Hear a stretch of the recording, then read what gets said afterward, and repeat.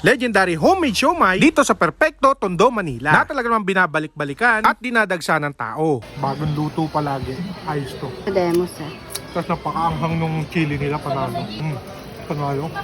At sabay mo pa ng kakanin na legendary. Almost 40 years na nagtitinda si Aling Bergie ng iba't ibang klaseng kakanin. Katulad ng biko, pinipig, maha at marami pang iba. At isa nga sila dito sa kilala na merienda dito sa Dagupan Perfecto. Simula hapon hanggang gabi ay pwede nyo nang ipanghapunan, lalo na yung siomai nila, na talaga namang legit sa pagka-homemade. At sabay mo pa ng napakaanghang na chili garlic oil. At sa halagang 6 pesos, matitikman mo na ang legendary siomai ni Ate Lalin. At dito nyo lang sila matatagpuan malapit sa Coral Court at malapit sa kanto ng Nicodemus. May siomai to guys, oh.